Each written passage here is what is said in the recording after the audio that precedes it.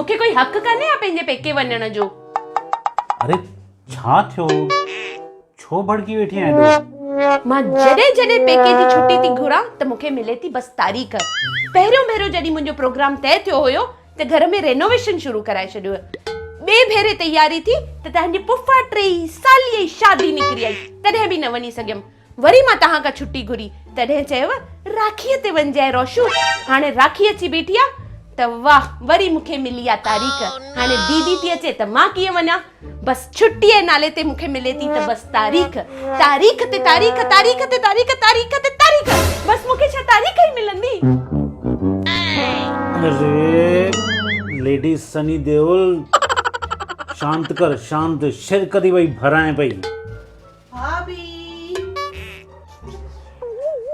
केड़ो हाल आहे भाभी? मां ठीक आहियां दीदी। केड़ो हाल आहे सोनू? सब ठीक आहे? सब ठीक आहे न?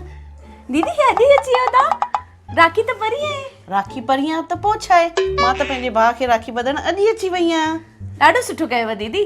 हाँ, अॼु मां आई आहियां राखी ॿधण। मां जल्दी अची वियमि छोके जीअं तव्हां बि राखीअ वारे ॾींहुं पंहिंजे भाउ खे राखी ॿधण वञी सघो। ऐं वरी राखीअ वारे ॾींहुं मुंहिंजी निराणूं बि त ईंदियूं न मुंहिंजे घर, त मूंखे उन्हनि खे बि टाइम ॾियणो आहे। केॾा समझदार आहियो दीदी तव्हां, ऐं तव्हां केॾो सोचंदा आहियो सभिनी जे बारे में। राखीअ जो त्योहार भाउ भेण जो थोड़ी सिर्फ़ु हूंदो आहे। असांजा भाउर आहिनि कंहिंजे करे? तव्हां भाॼाइनि जे करे ई त। जॾहिं भाउ भाॼाई ख़ुशि त असां भेनर बि ख़ुशि। केॾा सुठा आहियो दीदी, थैंक यू। इहा ई सम्झ, जेकॾहिं हर निणान भाॼाईअ में अची वञे त रिश्तनि में केॾी न मिठास थी वञे। त सिर्फ़ु रक्षाबंधन ई न, हर ॾिणु तव्हां सभु प्रेम प्यार सां मल्हायो। त हिन रक्षाबंधन ते मुंहिंजे सभिनी भाउरनि खे ऐं रोशनी जी भेनरुनि खे हैप्पी रक्षाबंधन।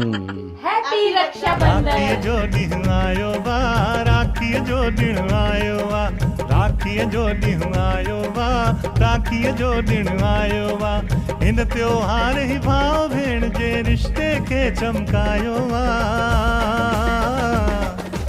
राखीअ जो ॾींहुं आयो वा, राखीअ जो ॾिणु आयो वा।